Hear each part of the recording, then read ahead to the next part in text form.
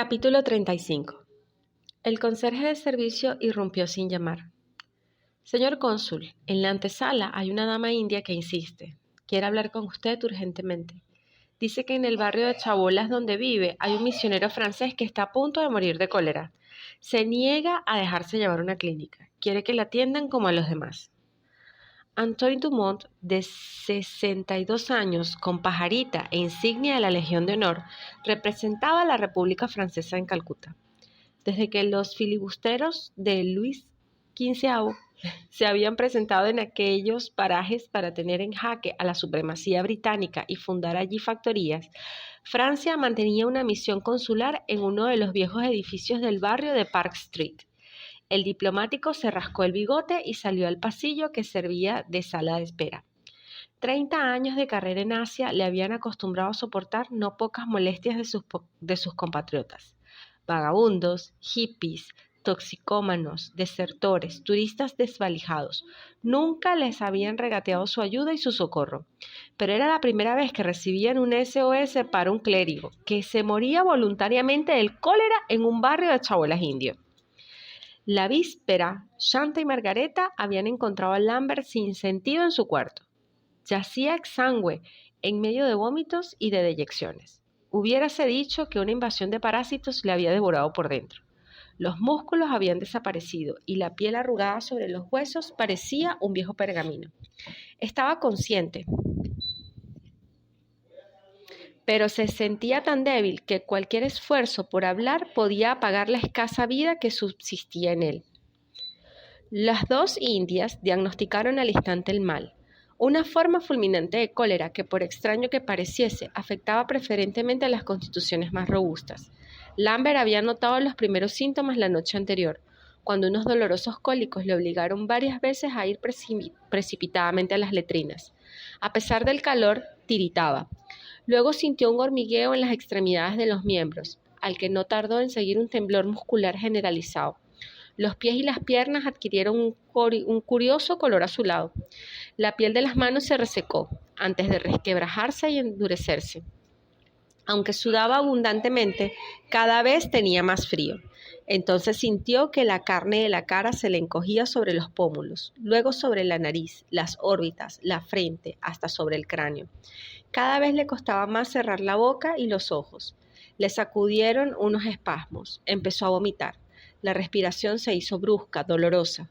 Hizo un esfuerzo por beber, pero no pudo tragar ni unas gotas de agua, como si tuviese la garganta paralizada.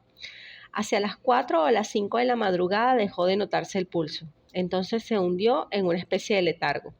Al despertar quiso levantarse para volver a las letrinas, pero ya no tuvo fuerzas para ello, ni siquiera para ponerse de rodillas. Tuvo que hacer sus necesidades allí mismo. Entonces se dijo que iba a morir. No experimentó ningún temor ante esta idea. Por el contrario, a causa de su extrema debilidad, sintió como una especie de euforia. La irrupción de las dos indias interrumpió lo que él llamaría más tarde una deliciosa sensación de ir de puntillas hacia el nirvana. Pero Shanta y Margareta no estaban dispuestas a dejar morir a su father sin intentarlo todo. Margareta cogió la cántara y le salpicó la cara y el torso para humedecer la piel del enfermo. La primera medida era, en principio, contener la deshidratación, pero la india sabía bien que solo una aplicación inmediata del suero tenía posibilidades de frenar el mal. Había que transportar urgentemente al sacerdote a un servicio de cuidados intensivos.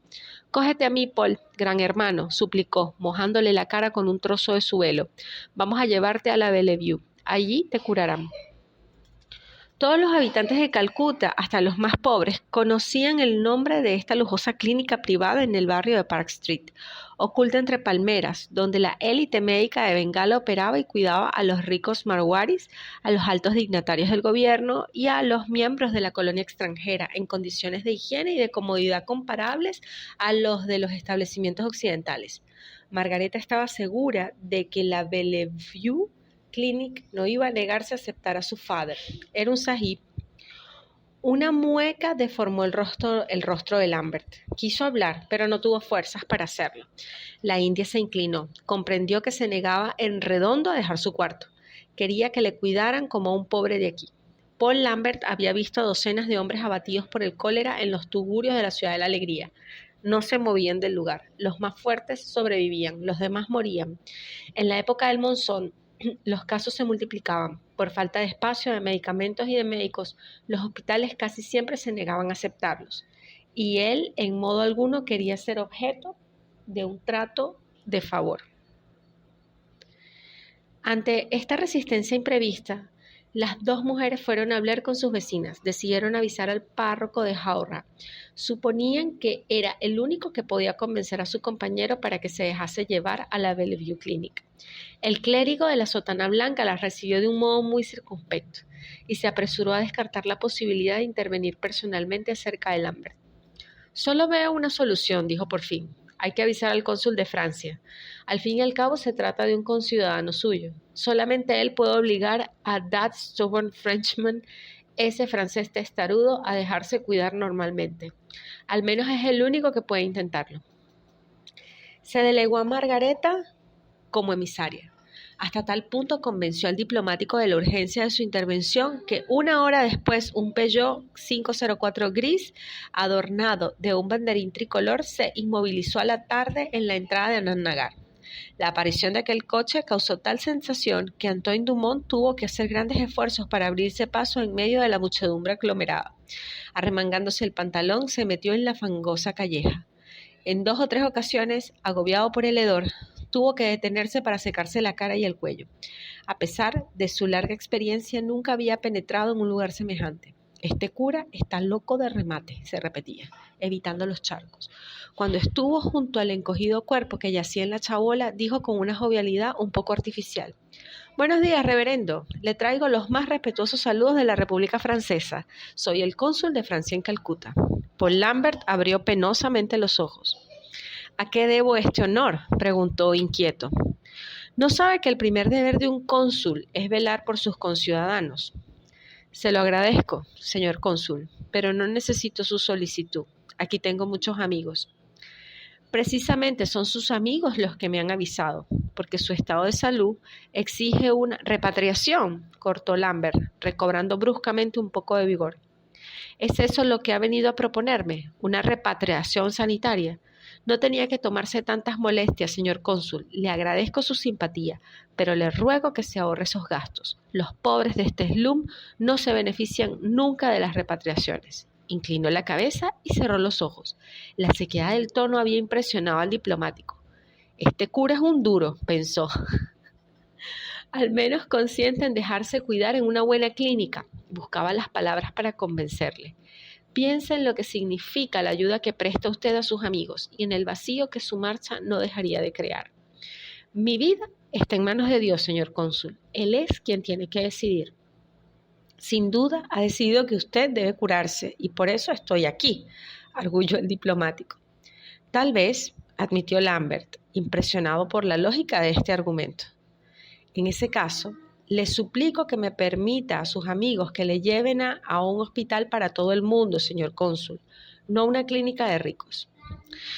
Dumont supuso que estaba ya a mitad de camino de su meta. Con un poco más de paciencia, Lambert se dejaría convencer del todo. Cuanto mejor le atiendan, antes podrá reemprender sus actividades.